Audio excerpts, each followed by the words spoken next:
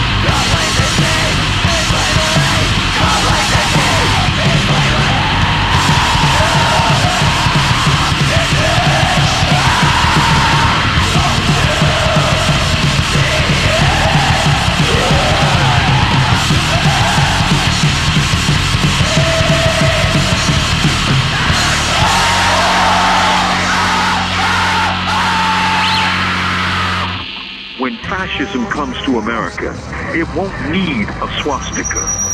It'll be singing Yankee Doodle Dandy and waving American flags. What is fascism? The popular political definition is the union of corporations and the state. Welcome to the new fascism. Unleashed will be the most racist, vicious, and nationalist forces in the country. That's what America First really is.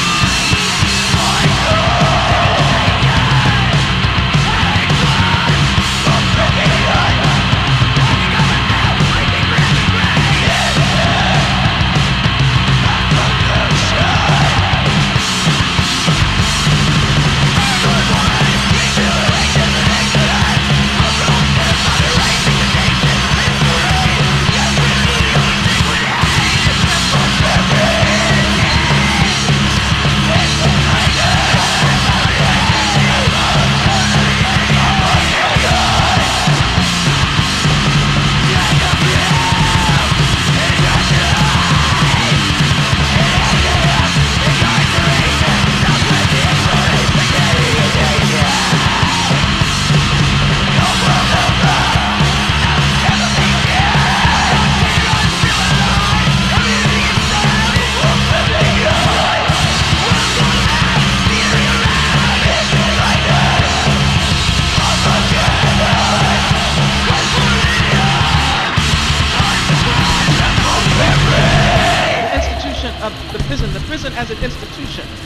only the imprisonment of political prisoners, but the prison as an institution and how it has helped to further the structures of racism.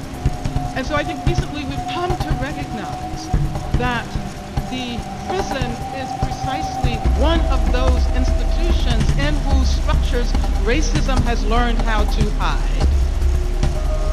And I say this because we often tend to think about racism as attitudinal. We think about it as explicit. We don't necessarily also think about it as being embedded in social and economic and political structures. And if you look at the population of the prison system today, you see that race matters when it comes to determining who gets to go to prison and who doesn't.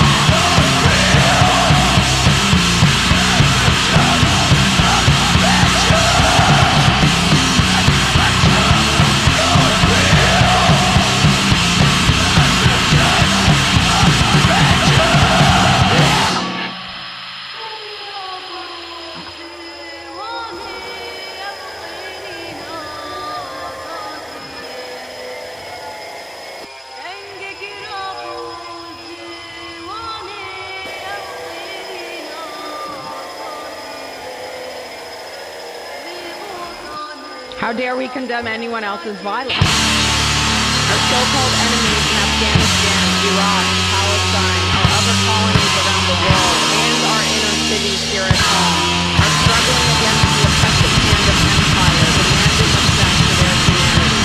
They are labeled insurgents or terrorists for resisting rape and pillage by the white establishment, but they are our brothers and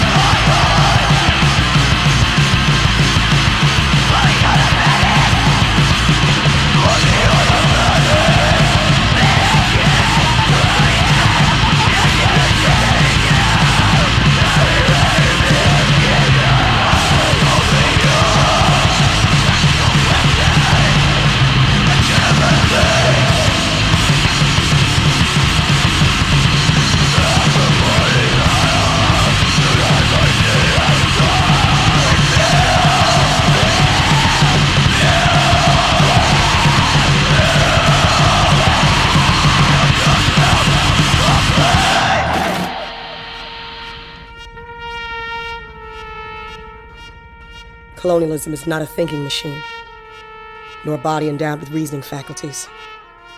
It is violence in its natural state, and it will only yield when confronted with greater violence.